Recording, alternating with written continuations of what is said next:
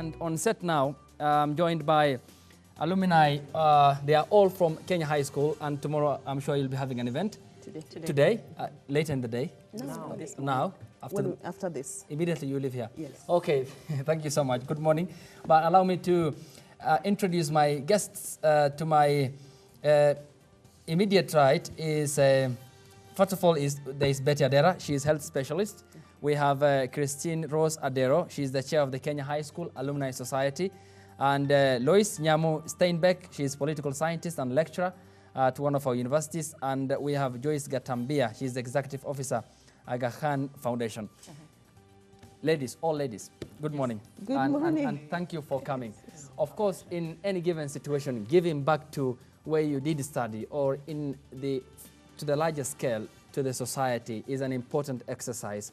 It gives light to those who are there where you were before. So how important is it? Why did you consider it so important for you to come together?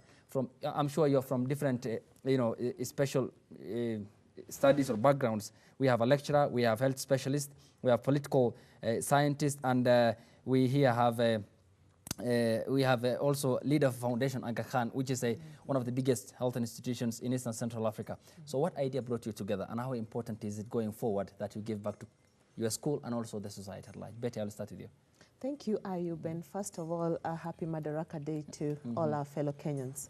See, today is an important day for us as women now in various fields of career, going back to the school that made us who we are today, and walk with the girls who are walking the shoes, the paths that we passed ourselves, to help them look through some of the things they need to look through, and right now, more importantly, as they think about their future careers, to be us when their time comes. So what takes us back is we recognize the fact that young people, and especially young girls, all over the country today, need a package of service to make them functional in their adult lives to come. First of all is education. They need an education, and they're getting one by the fact that they are in school.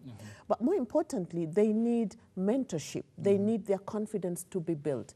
They need someone to hold their hands and transect their moral compasses, because education alone is not enough to get them to where they want to be, but they also need to be helped, need to be supported, need to be mentored, to get the right kind of grounding from a value-based perspective, to be the best of who they want to be. Now, today we celebrate the Career Day with them immediately after this, and we do that because we recognize that they're young, they're in adolescence, they probably have got no idea what some of the careers that they wish to be, really, what it takes to get there. So we are going back. We're just representing a very large team of us going back, to sit with them in various segments of various careers and just tell them, you want to be a doctor? This is what it takes to get there. You want to be a businessman person? You want to be in political science? You want to be in public health, in whatever space? This is what it's going to take you, to get there. And we are going to speak about the journeys that we have had. So we think that even today, that is Madaraka Day, what a better way of celebrating that day, coming together to go back to our own roots. To talk back to them so that you give them that high moral ground for them to upscale themselves. Joyce, I'll come to you. The most important aspect of alumni is coming together, despite having different ways at the university or probably after graduating from high school, is that it's conducted out of office. There's nothing formal in it, and it's dynamic, it's important. So how do you consider it so significant in the sense that it's going to uplift the lives of these young girls, speaking to them about the hereafter after high school, how life is after high school in terms of ensuring they take the good career path and ending up in good universities and being better members of the society? Perhaps for me, it comes from personal experience. When I was in high school, which feels like a million years ago, at least when I talk about it with my children, nobody could convince me that school was fun. Everything was just against me. The stars were not aligned to me. The teachers are harsh. The subjects are hard. Why do we have to do this? And all those things. But now looking back, so many years back, I'm glad I went through that. And when I go back to my alumni, to my alma mater, is to tell the girls that it might not look so glossy now, but this is what you need for the future. And during our days, it was the hard careers, if I can call them that. You have to be a doctor, you have to be an engineer. Sometimes I felt like I basically went through school for my parents because they wanted to be a doctor through me. But I think careers have changed over years, and the landscape is different. I mean, social media or operating social media is a career, you know, nowadays, and we can debate about that, you know, a whole day. So it's basically just to tell the girls, it's not as bad as it looks ahead. In years to come, you'll look back and you'll say, I'm glad I went through high school. I'm glad I went through Boma. That's the nickname for our school. I'm still not sure where it came from. Maybe Christine can tell us because she was there way ahead of us. But to appreciate what they have to go through now, because this is the future being built now. And you don't feel the impact of it until 5, 10, you know, 20 years later, or as long as we've been out of school. Louise, I'll come to you. There's the general sense of, you know, students, both of the gender, the different gender, male and female, but your emphasis is on Kenya High School, of course. You know, life in high school comes with a lot of peer pressure, a lot of peer influence. You have these groupings, you have this pressure, unaware of the world outside in terms of, you know, being good members of the society. So how do you go to them, speak to them about these issues as being part of real life, as being the challenges that we normally face, so that you can make them people who view life through a different lens, from different perspective, and despite not having academic qualifications to attain what they want in life, that they are still useful members of the society?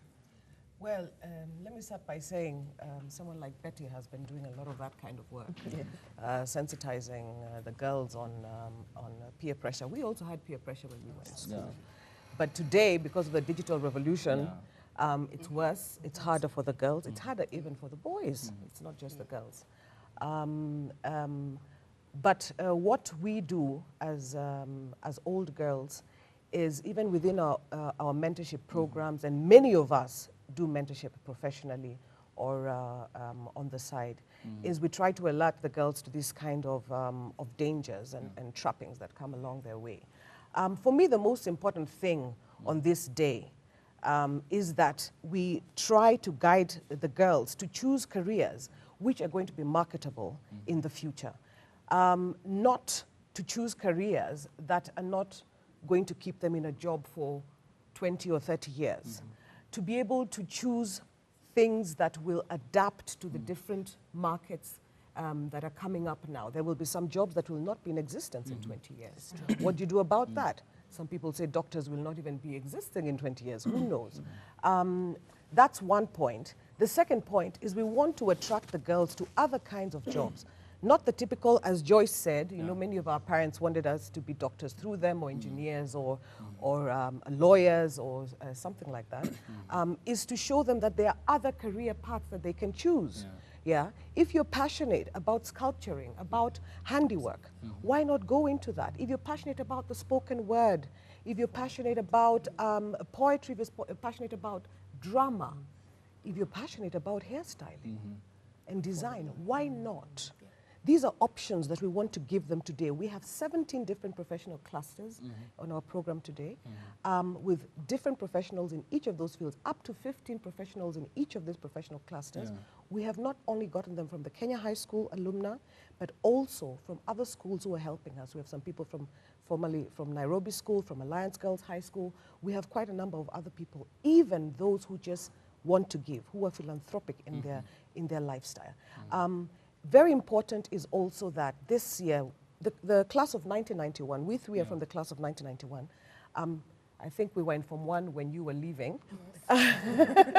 When you were in Form 6, I think. Yes, that's right. But this year, we organized it last year, but this year we're fortunate enough to have the Kenya High School Alumni Society, who were able to plug in and bring in so much more from their own networks to help us. And so this year is even bigger than what we had last year. So I'm very grateful to the Secretary of the Society, Hope Odera, and also to Miss Christine Odera for being with us and for bringing us this far. We are so, so happy. Thank you very much.